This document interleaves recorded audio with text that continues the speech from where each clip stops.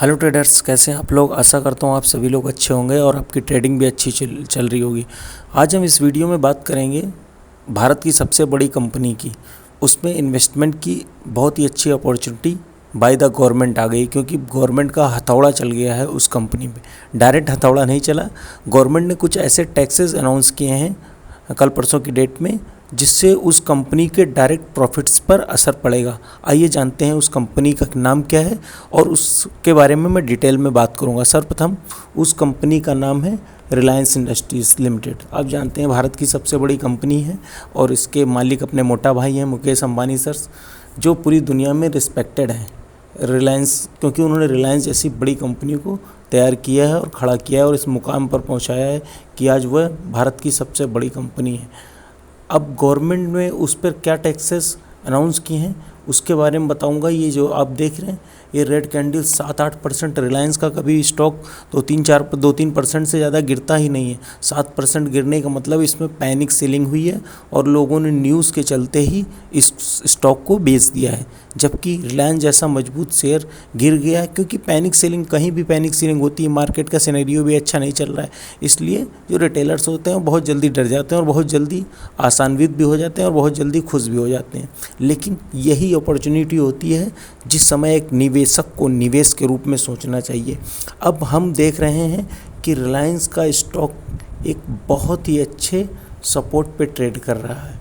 अब पहले ये उसका सपोर्ट हम मार्क कर लेते हैं, मैं आपको दिखाता हूँ सपोर्ट मार्क करके।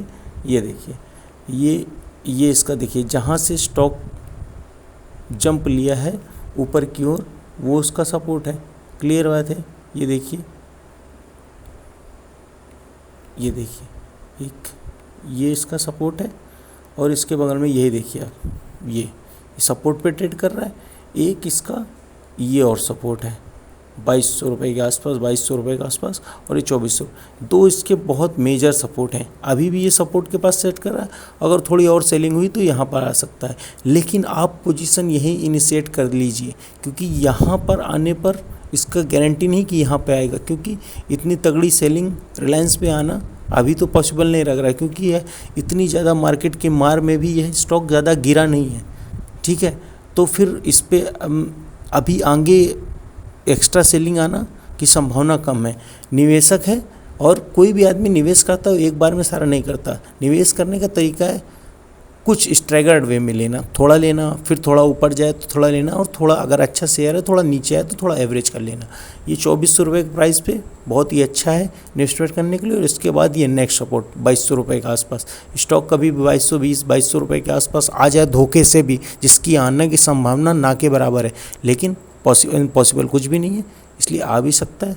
तो अगर 2200 रुपये के प्राइस के पास आ जाए तो आप यहाँ पर स्टॉक को एवरेज कर सकते हैं। बाकी मेरी सलाह तो यही है कि ये बिल्कुल अभी सपोर्ट के आसपास ट्रेड करे। ये देखिए, ये वीक बनी हुई है, किसी ने माल उठाया बहुत, और रिटेलर्स माल बेचते गए और इन्वेस्टर माल उठाते गए। अब इसमें क्यों इतनी तगड़ी सेलिंग हुई है इसका कारण जान लीजिए। ये देखिए, ये रिलायंस के शेयर में गवर्नमेंट ने कल के परसों के टाइम में एक टैक्स अनाउंस किया, जो कि पेट्रोलियम प्रोडक्ट्स, जो रिलायंस पेट्रोलियम प्रोडक्ट्स बनाता है उसके एक्सपोर्ट पर उसने ड्यूटी लगा दी, टैक्सेस लगा दिए, जो कि कुछ प्रोडक्ट्स पे 13 से 20% है। अब उसके कारण क्या होगा, उसके प्रॉफिट पे असर पड़ेगा। जब प्रॉफिट पे असर पड़ेगा तो स्टॉक तो गिरना जायज़ है। अगर किसी भी कंपनी का प्रॉफिट कम होता है तो स्टॉक गिरता है, ये हम सभी जानते हैं।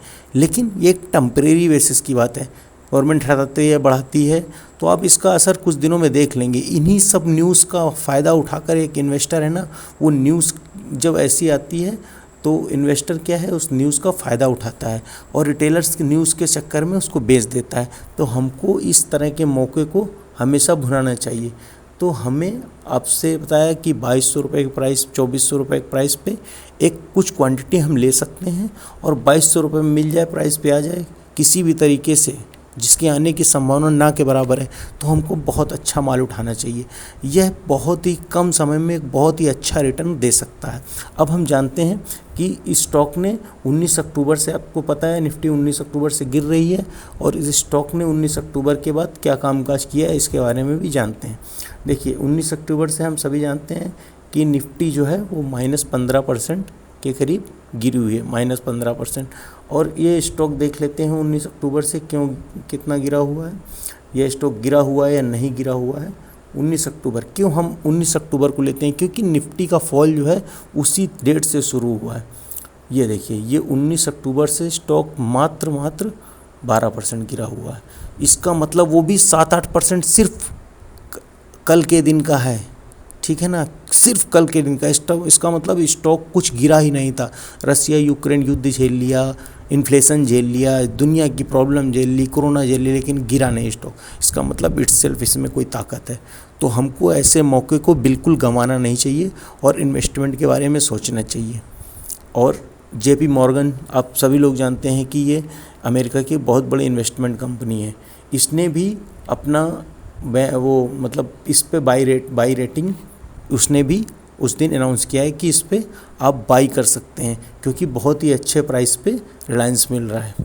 और कोई भी निवेश करने से भैया पहले आप अपने फाइनेंशियल एडवाइज़र से या जिसको आप समझदार समझते हैं जांच कर लेते हैं। मेरा काम है आपको पिन पॉइंट बता देना कि इससे इस समय ये चीज़ इस शाम पे उपस्थित है, सही प्राइस पे उपस्थित है।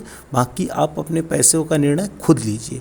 और स्टॉप लॉस के साथ कोई भी ट्रेड है बिना स्टॉप लॉस के नहीं ले सकते हैं। जैसे आपने यहाँ पे लिया, अगर इसके बाद भी स्टॉक थर्ड सपोर्ट को तोड़ देता है तो आप निकल सकते हैं, जिसकी संभावना कम है, क्योंकि रिलायंस कोई बहुत छोटी कंपनी नहीं है। और दूसरा एक ट्रेंडिंग स्टॉक है, डाउन ट्रेंडिंग स्टॉक नहीं है। इतना सब कुछ झेलने के बाद भी ये अभी खड़ा हुआ है, इसका मतलब इट्सेल्फ इसमें ताकत है। बाकी आप निवेश करिए, आगे देखेंगे क्या होगा। अगर किसी इस तरह की कोई ऐसी होएगी तो मैं आपको ज़रूर अपडेट करूँगा। Thank you.